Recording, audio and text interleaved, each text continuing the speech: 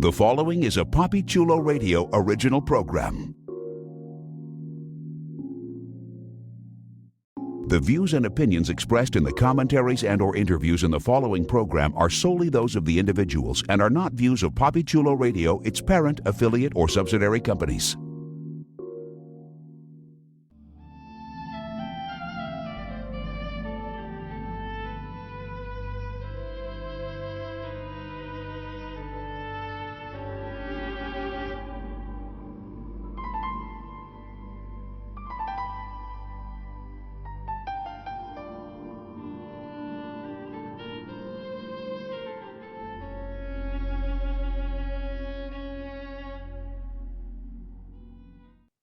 Welcome to The Waking Dream, a PapiChuloRadio.com original series. Papi Chulo Radio, pop culture on demand. Today is Monday, September 5th, 2022, and I am your host, Vincent Hatcher. During this podcast, we will be having an in-depth discussion on Netflix's The Sandman. Please welcome my co-host, Jeffrey Aruz. Wakey, wakey, everyone. And our villainess of wonder, Priscilla Obregon. Hey, everybody. I just felt like I doing appreciate the panache. You're welcome. All right, guys, let's jump into our discussion of Season 1, Episode 7, which was titled Collectors, and debuted August 5th, 2022 via Netflix. Here's the official synopsis of the episode. Odd disturbances shake up the dreaming. Rose sets out on a road trip with a new friend, and the Corinthian arrives with a guest at a creepy convention. Woo! Okay. So we start off, and Rose and Lyta are both more than ever coming to realize that their dreams are becoming reality. As you guys remember, Lyta was a little bit pregnant last time, and Rose was dealing with the jet of it all. Well, Rose's powers are continuing to weaken the walls between the realms, and this is causing dreams to come true. So the walls between reality and dreaming are bleeding, and they are fading. And this is kind of leading to how Lyta was able to get pregnant and have this paradise-like life with her husband in the sardine can house that he built for her. And more than ever, Lyta admits that she wants to go live in her dream with Hector, their unborn baby, and she's saying, you know, I have a better life in dreams than I do in reality. And Rose was like, ow, bitch, sick burn. But she wants to go live with Hector and leave the real world behind and sleep forever. While they're doing this, she's in her dreams and she's with Hector, and there's some earthquakes going on. There's some damage happening. And they're trying to figure out what's going on because Hector's like, this was never like this before. And we start to see Lyta's dream world slowly cracking and breaking from these earthquakes.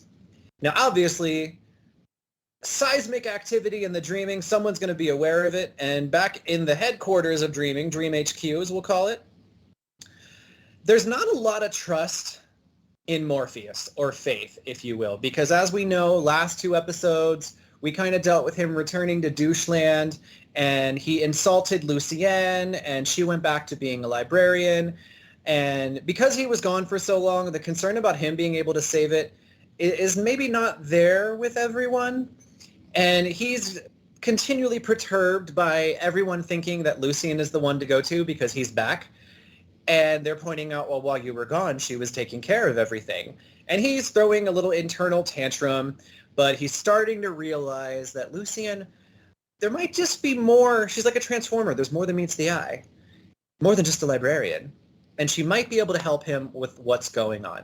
So, of course, when he goes to her, Lucienne does have answers, and she hypothesizes that it is Rose that is causing this. The walls are weaker. Dreams are becoming true because the dreaming is disturbed by the strengthening of Rose's powers, and Morpheus needs to act, and he needs to act now. So welcome to the penultimate episode. This was our preface. This was our canvas beginning to paint the finale picture. What did we think of the earthquakes? Where did we think this is going? And are we feeling a little sorry for Hector and Lyta, or no? Priscilla, talk to me. The whole time I was like, Lyta, you're a dumbass bitch. Like, have you never heard of incubuses, have demons and stuff like that? Like, you're just like, no, this is my husband. I'm like, what? I know it's not an incubus and a demon. I know it's the real husband, but like, I would have suspected, like, had I woken up and was pregnant from a dream. Like, what the fuck? This is just weird. But she's just really trusting about it and happier with her husband, which made me feel bad for her friend because she kind of adopted the girl. And I was like, and you're just going to abandon her to go live in a dream? That shows that you care about her Right? a lot. Yeah.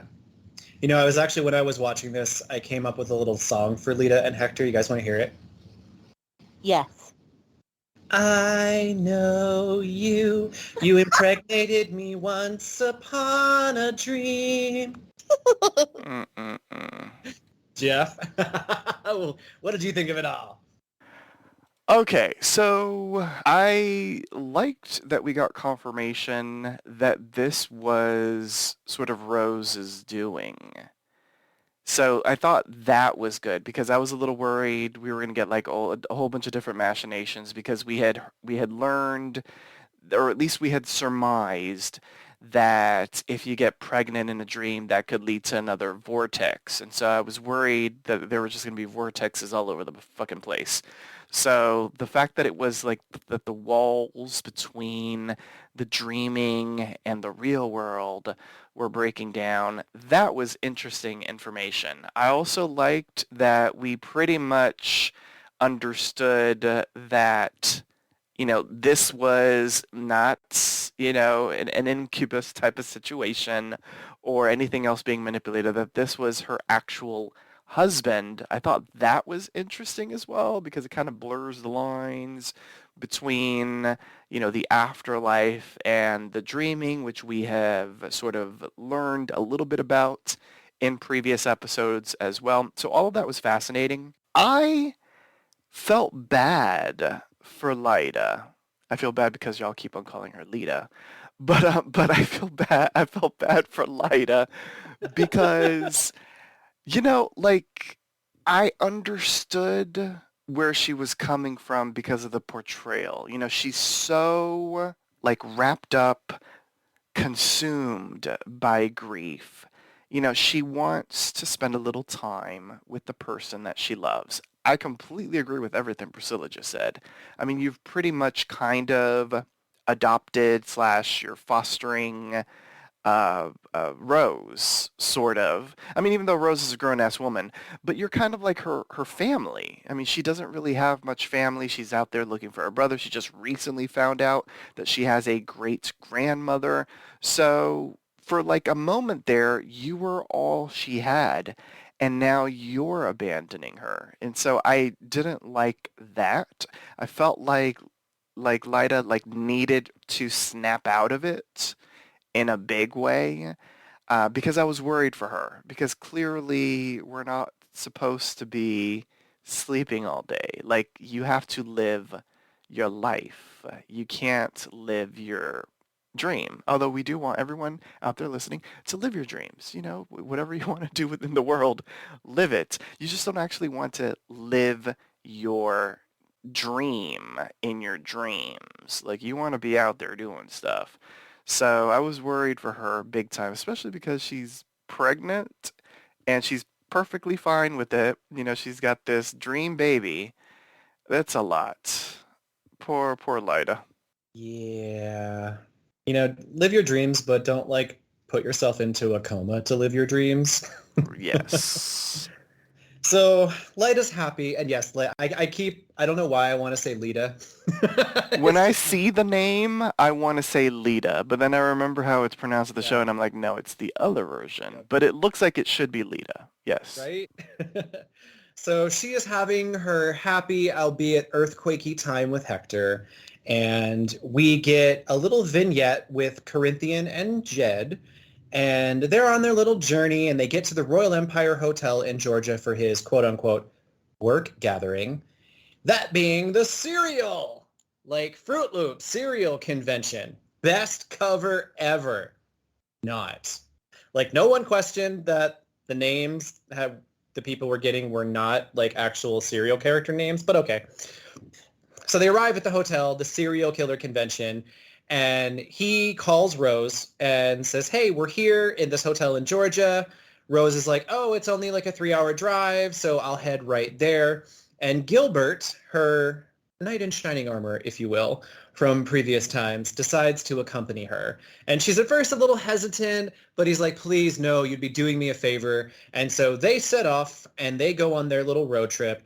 And on the journey, they're having a little bit of a conversation, and Rose is like really happy to be getting Jed back, and she's smiling, which is something with Rose, like we've seen it, but she hasn't seemed like genuinely happy. And this is one of the rare, if not the first moment where we actually see her not seem to have any worries. And Gilbert picks up on that.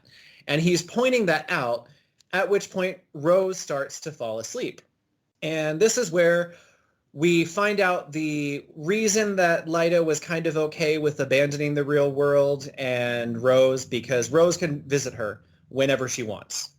And so Rose shows up at Sardine Can House, and Lyta meets her, and she's a few more months pregnant, like a lot more months pregnant. And she's like, oh, it's been ages. And Rose is like, it's only been 2 hours. So we're dealing with the chronological ratio distortion here. Obviously, the dream can go as fast as you want, or maybe it just goes faster by default. We don't really get explanation. But they go inside so she can meet up with Hector. And as they walk into the living room, Hector is sitting dejected on the couch as Morpheus stands next to him.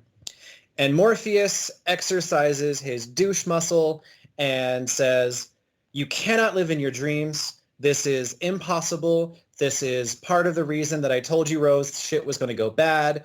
You, Hector, need to go back to the land of the dead. And so we do get clarification. It is not an incubus. It is not Desire. Hector is the ghost of Hector, who somehow was brought from the afterlife into Lyta's dreams and has been there. And between the two of them, they've been manifesting this beautiful life, but it's not meant to happen. And so there's this confrontation between them all, with Hector kind of just accepting his fate. Lyta's like, no, you won't take my baby. You won't take my husband. And she's like trying to figure out a way to make it happen. And she's refusing. And then Morpheus waves his hand and does the sand suction thing. And we get to watch Hector deteriorate into like zombie Hector as he slowly disintegrates and goes back to the afterlife. Lyta is understandably traumatized and falls into tears, and the dream ends, and Rose gets a call from Lyta, who is distraught. Again, understandably, she is furious and sad, but she still has her baby. She's still pregnant, and Rose is like, well, there's that, and I'm going to go get Jed. And so for there, we kind of leave Lyta on the back burner, and one thing that came out of the dream that haunts both Rose and Lyta is that dream said, you can keep the baby for now. But because it was conceived in the dreaming. Oh. Yes. Because it was conceived in the dreaming, this baby belongs to me. So very much like Rapunzel-like, or like The Witcher in The Child's Surprise, the baby that will be born at some point will one day be taken in by Morpheus. This pissed Rose off. She had threatened Morpheus with her powers, and that was kind of left on pause as they both woke up, and now they're on the phone, and she's trying to calm Lyta down. They end off the phone, and Gilbert and Rose pull up to the hotel. So this was a lot. This was a lot of a culmination of the Lyta and Hector story. It also starts to be the demonstration of Rose kind of coming into her own with her confidence, maybe not so much the usage of her powers, but she's starting to demonstrate a little bit more backbone and less confusion about what's going on. She's becoming comfortable. So Jeff, what did you think of the way this went down between Morpheus and Rose and all the sad shit that happened with Hector and Lyta? It was a lot of sad shit, 100%. I felt bad for everyone, to be quite honest. I felt bad for Ghost Hector, because all he wanted was to be with his love again.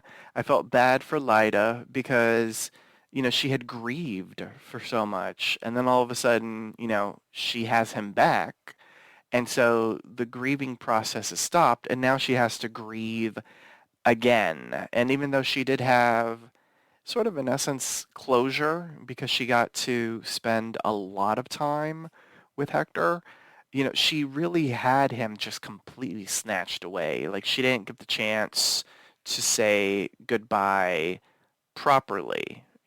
Dream was being sort of like asshole Dream and did not allow her, a moment to at least properly say goodbye to her husband.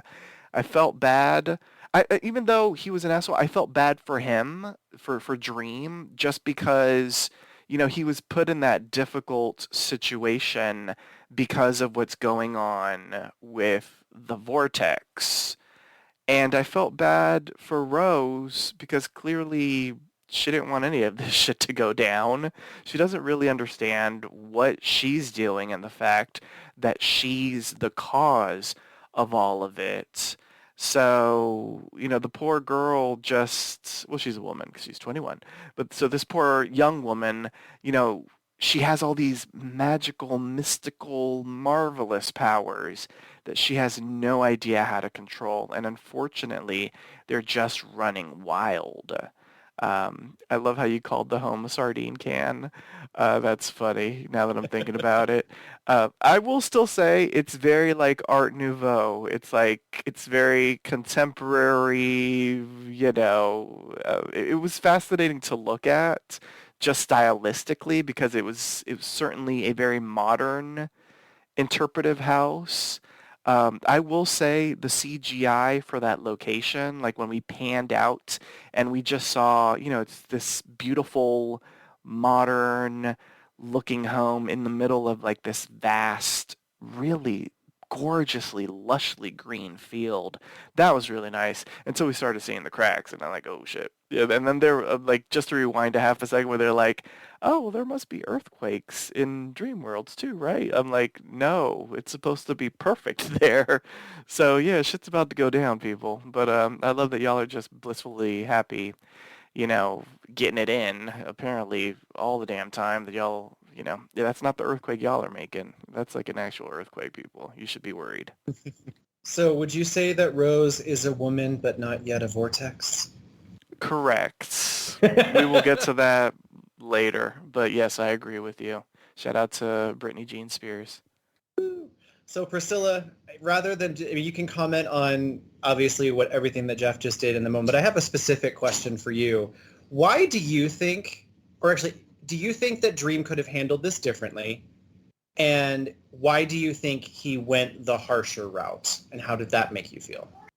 I was actually going to answer that when I talked about it because I feel like Dream doesn't do well when confronted by humanity, but when confronted with emotions, he just kind of like acts like his old route, like routine ways. So when he acts like an asshole because Lita challenges him and is like, no, you're not going to do that. I'm like, oh, this is like the worst way to try and appease him. Like you should have like begged or appealed to his humanity, but challenging him, that's definitely going to get your husband killed without you being able to say goodbye. Like, I saw that and I was like, damn, you're going after one of the endless with nothing to show for it, like with no power to speak of. You didn't even know your friend was a vortex. You just yelled at somebody that could control your dreams and expected good stuff to happen. It was like one of the other foolish things that Lida did that I was just kind of like, this bitch is dumb if she wants shit to go her way. I think all the sex has gotten to her brain and made her melted or something. I don't know. It's just, God. And also, word to the wise, I completely agree with you that that house looks like a sardine can. It's just, it's ugly. Yes. But yes. I'm also, we didn't talk about it, but you mentioned it in your summary, so I'll be brief. The Corinthian talking to Jed in the car was super sweet, and especially like his little kind of curtailing of what is obviously a bad situation by being like, no, your sister's coming, and then being like, not telling him his name by being like, well, people only call you your name when you're in trouble. Like, things like that are really almost sweet coming from a nightmare.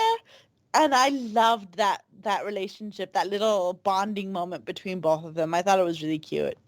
Agreed. You know, and it's interesting because the Corinthian has been kind of presented as this like massive nightmarish villain the entire season. I mean, he's had his moments where he could have killed people and he didn't, but he was still very villainous.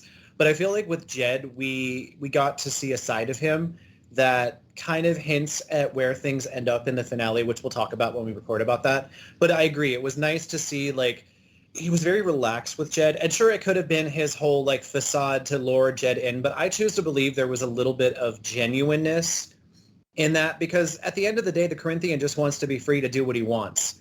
And even though, yes, that is, like, mutilate and maim and kill, like, there is like an element of like, I was made to be this and I want to run with it, but I'm being told that I can't. So it's like, he's kind of got this like fucked up like tragedy to him.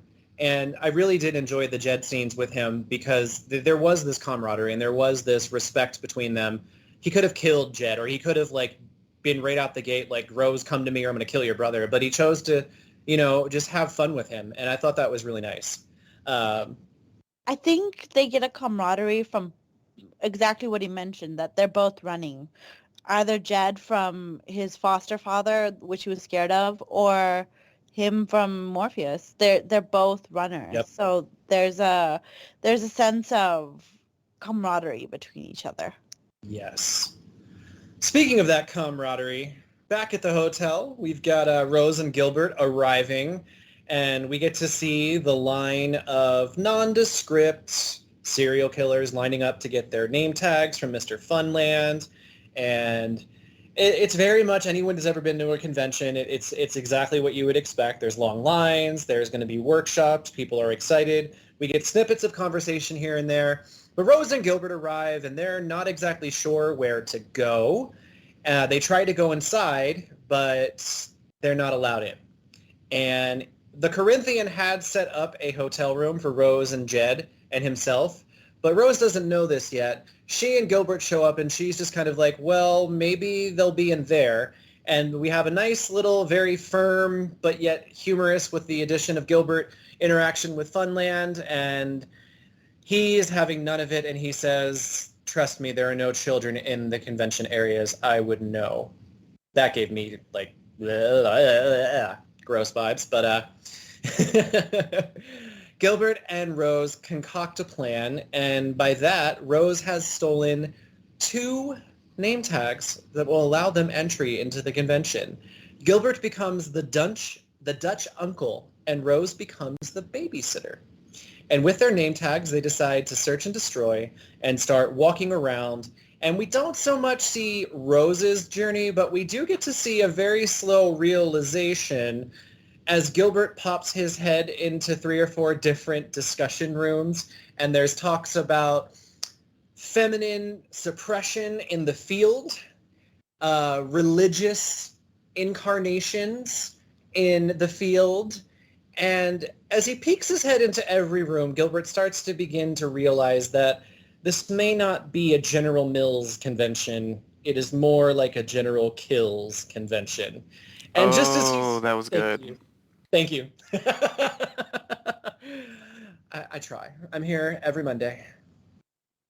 But we have a very interesting moment where Gilbert comes out of one of the rooms and he and the Corinthian lock eyes. And it's very much a will they, won't they? And they don't confront each other. But Gilbert realizes the Corinthian is there, and he realizes what the convention is. And Gilbert rushes to the front desk and asks to leave a message for Rose Walker, and really reinforces it needs to be left.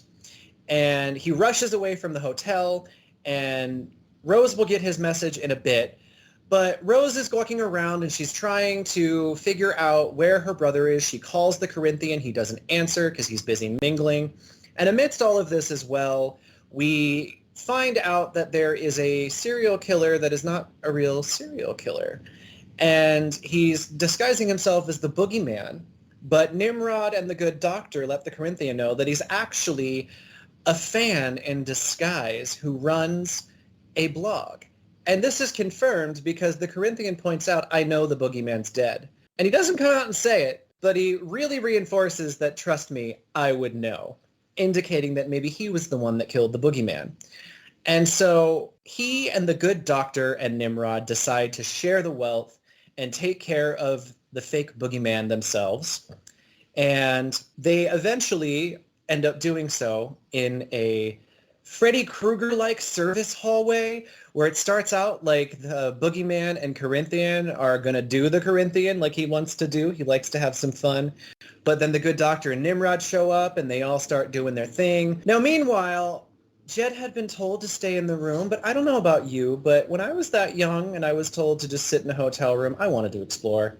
So Jed's been walking around and exploring, and he caught a little bit of the convention, and he caught a little bit of what's going on, but he's still clueless until he peeks his head into this door after seeing where the Corinthian went, and he sees the Corinthian and the good doctor and Nimrod turning the faux boogeyman into a shish kebab. Jed is traumatized and runs. And the Corinthian sees him and says, I'll take care of this. And as Jed is running away, who does he run into but his really great friend, Funland, who says, you know what? You'll be safe in my room. Come with me. And they go away together. And Rose, by this point, has gone to the front desk and gotten the message from Fiddler's Green, who said, I'm sorry, I have to go home. Finds out about her room, and she is walking around upstairs trying to find it when she runs into Funland and Jed going into Funland's room, and she hugs her brother, and Funland is like, no, he is my friend, and starts to chase them, and he corners them, and he looks like he's about to get them, and then he gets impaled by a knife, and it is the Corinthian to the rescue. And he smiles at Rose, and we have the end of that little arc. So what did we think? I'm going to open up to either of you to talk about this bit and the ending overall here, how we ended up with the Corinthian and Jed and Rose together, the beginnings of the convention, the workshops. Floor is yours. This is what I wanted Dexter to be. Just a bunch of serial killers dying or like meeting and stuff like that. I just find them fascinating. So I completely like saw why someone like who is a big fan of serial killers, creates his own blog about it, would like risk his life to pretend to be one just to like look into their minds and like ask questions and stuff like that and just be a big old nerd about it. Like it made sense to me what he was doing. But when he went with the Corinthian and the Corinthian was kind of seducing him and then he's just kind of like, would you like to find out? I was like, oh shit, dude, you're gonna die. You flew too close to the sun, now you're gonna get burned.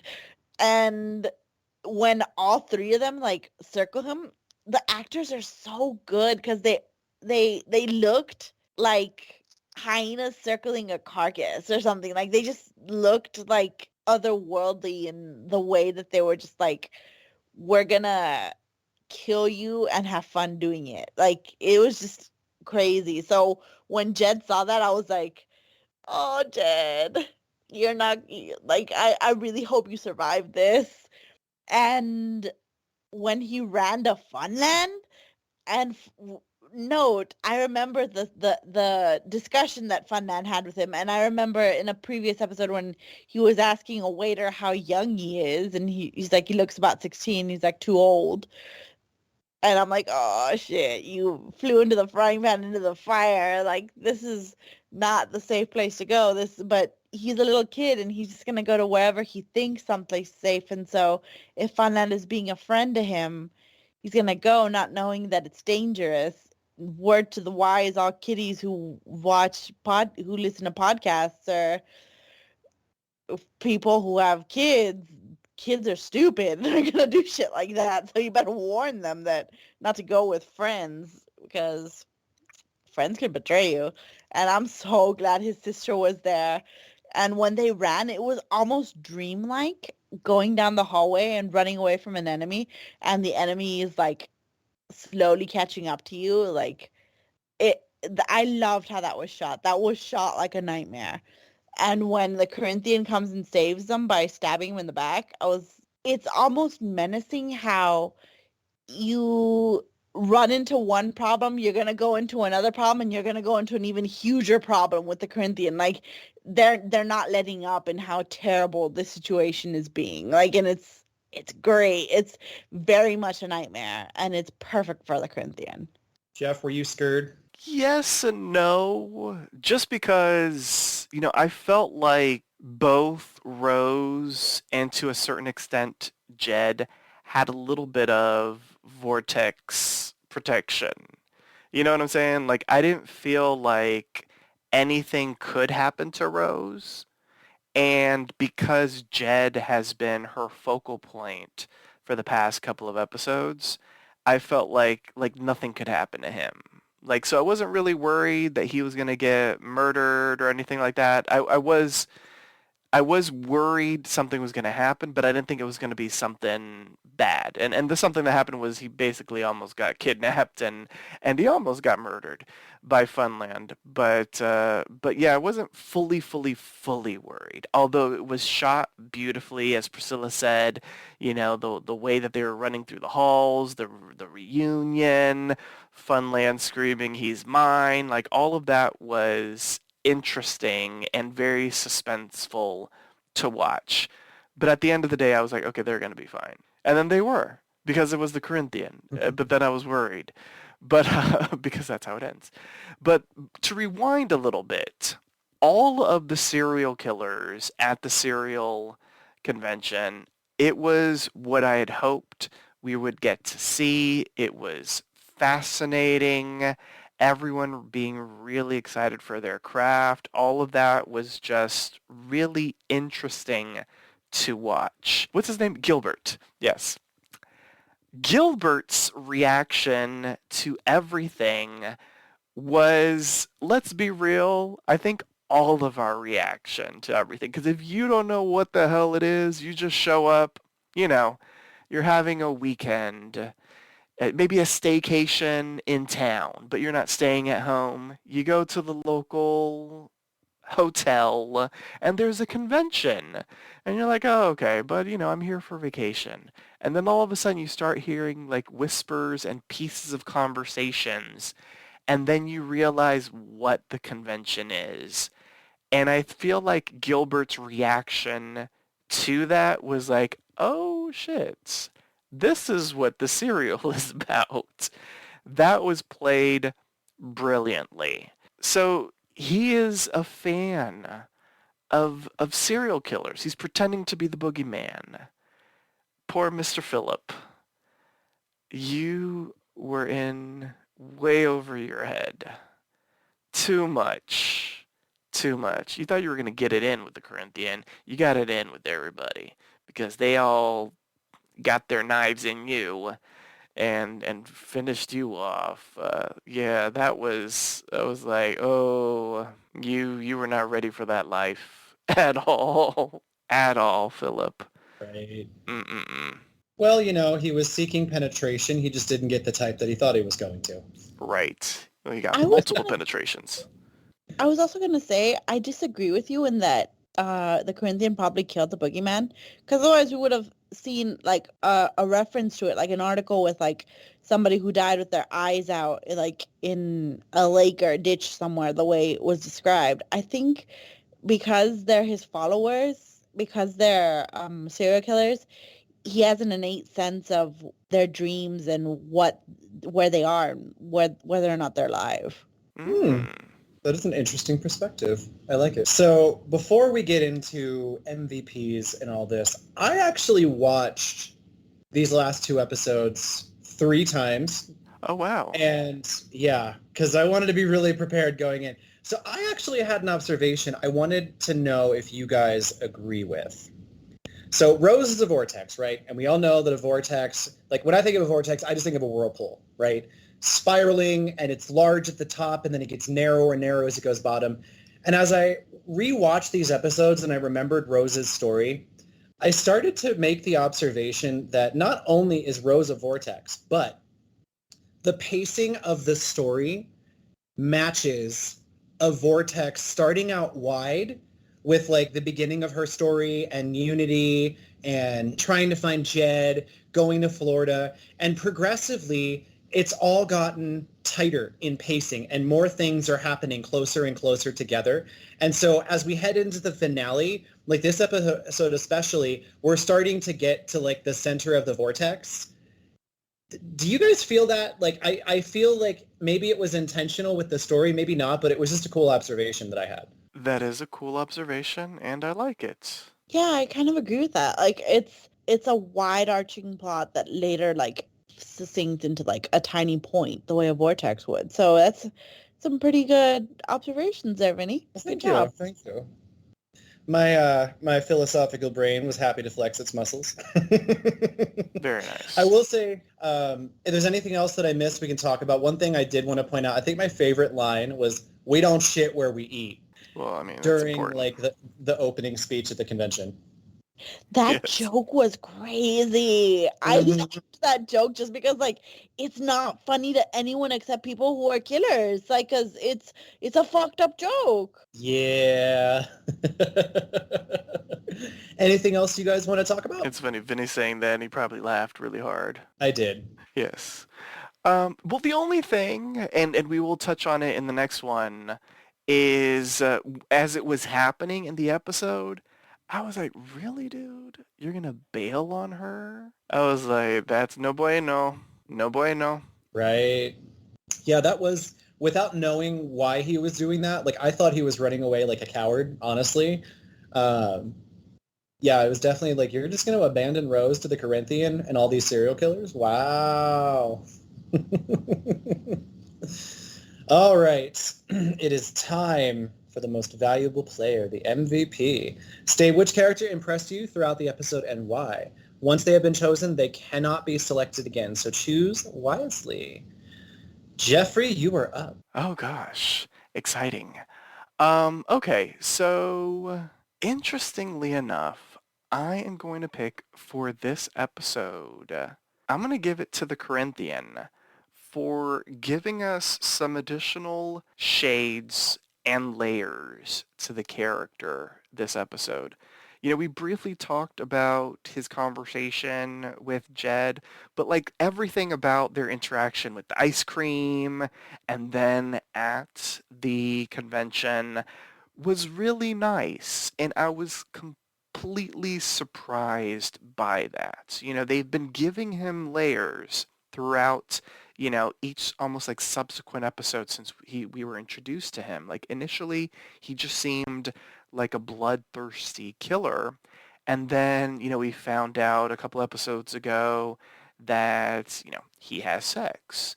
And then we found out now that he can actually be caring. Dare I even say nurturing? I thought that additional shade to the character was fascinating because he could have just been a one-note, I'm a nightmare made flesh, and I'm here to do as I've been doing for the past 100+ years, and that's wreaking havoc by basically being a serial killer, murdering people, popping their eyes out, and all that kind of stuff. But giving him that additional nuance with his relationship with Jed, because it seemed genuine, and he did seem, you know, outside of the fact that he wants to protect him for Rose, he seemed a little bit protective of him, and that was surprising for me. So I will give my props and my MVP to the Corinthian. Yes, the actor. Let me make sure I get his name right. Boyd Holbrook did a fantastic job for me in this episode. Excellent choice. Priscilla, the Corinthian is off the table. Who's your MVP? Well, it's a good thing they didn't pick my MVP. My MVP is Funland because holy shit, he scared the crap out of me when he was talking to Jed innocently, like, and saying like, "Oh, what sort of fun things do you do?" And like, "Oh, I know this really cool place." I'm like, "Get away from him! Get away from my boy! What's wrong with you?" Like, he's the perfect serial killer that he looks like unassuming and like a friendly guy, especially with that stupid hat on. And when you see him take Jed, and then when Rose comes along and is like, "Come with me," and he's like, "No, he's mine." And when he's running, he just looks so like turned on a dime. Like that is exactly what someone who like screws around with little kids and like hurts them would look like. Cause fuck that guy. And he made me scared for Jed, even though like I've read this, I know what's gonna happen, but I was still scared because he's menacing, and this is great. I love it. Can I also just say, to add to your point, Priscilla, the fact that he admitted that he trolls amusement parks to kidnap children and murder them, I was like, oh my gosh. I immediately just thought Disneyland. That's what I thought as well. Because, I mean, the hat is very ears adjacent. Clearly, they can't Mhm. use mouse ears because this is not a Disney production, and I don't think Disney would approve of a serial killer wearing the mouse ears.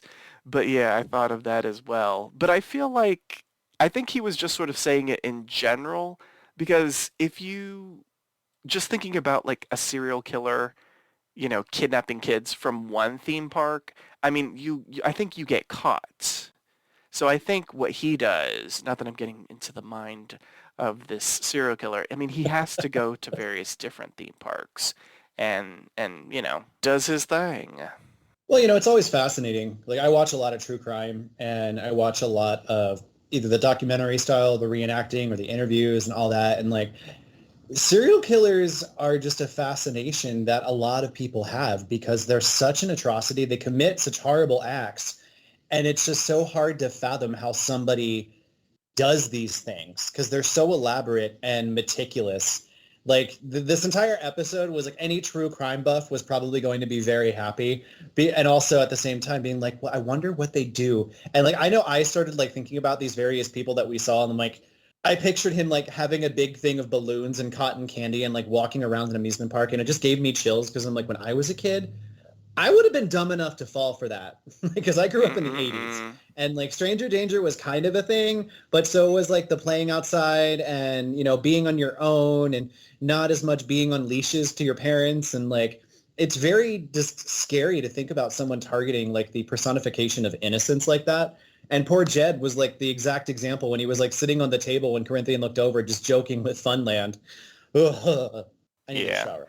Can I just also say, just really quick, the Yeah. fact that they had all these serial killers be incredibly diverse, I thought that was interesting because I feel like we all sort of think of, and maybe the actual stats are, it's a white man. And so seeing it, whether it's just because they're filming in the year 2022 or 2021 for a release in 2022 that they thought about diversity and that sort of thing, or not. Maybe there are actual stats that serial killing, so strange to say it, but that it's become a diverse occupation. I don't know. An equal opportunity workforce. There you go. I Yo. thought that was interesting. I did too. I think one of my, and this is going to sound horrible, one of my favorite serial killers was, and I don't remember what her moniker was, but it was the African American lady who was like giving the passionate speech about, we don't use our sex. We don't do that. And it was like, it was very empowering, even though she's obviously very clearly a homicidal maniac. Well, You go, girl. yes. I love that you supported her in her moment. Yes. So for once, neither of you chose my MVP. I'm thrilled. Yay! I'm going to give it to our girl, Lyda. And while she didn't have a very prominent role other than in the beginning of the episode, I felt that Lyda played a very pivotal and motivational role with Rose. Because the way the episode began was very pointed. It was very much like we're just going to focus on this one story with, wrapping up sort of Rose and Hector and Lyda and have Rose be there. I feel like Rose, before this confrontation with Morpheus, was kind of starting to get to where she was like, I don't want to deal with all this shit. I just, want to find my brother and move on. But like this forced her to really kind of face the reality that shit was about to go down. And what happened with Lyda kind of galvanized Rose. And Lyda's passion, her pleas, her sorrow was so heartfelt. Like I actually started tearing up. And it really made me feel for her. And as the episode progressed and we start to see Rose, like, she's realizing what's happening. Shit's starting to disintegrate. And it starts with her best friend going through this shit. I really felt like it lit a fire under Rose's ass to get going. And it started to make that backbone show up. And not to mention, just Lyda's story in this episode was just so phenomenal and so sad and poignant that it really was the biggest story arc that stuck out with me out of the entire one. So she was my MVP. All right. Let's see if we have to replenish our stock of dream helms or not. Jeffrey, it is time to rate this episode. How would you rate it on a scale of 1 to 10 dream helms? You can use the points system if you would like. If you found it exceptional, I did replenish our golden dream helms. So if it's deserving of more than a 10, you can grant it the coveted golden dream helm, and you are up first. No pressure. Thank you. As tempting as it is, I'm not ready to go there just yet, but I'm going to give it a solid 10.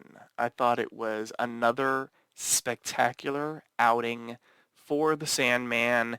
Everything was incredibly interesting. It was suspenseful. We got some more brand new information that was really interesting to hear. And we had the reunion that we've been waiting for. Jed and Rose together. It was beautiful. So a solid 10 from me. Excellent.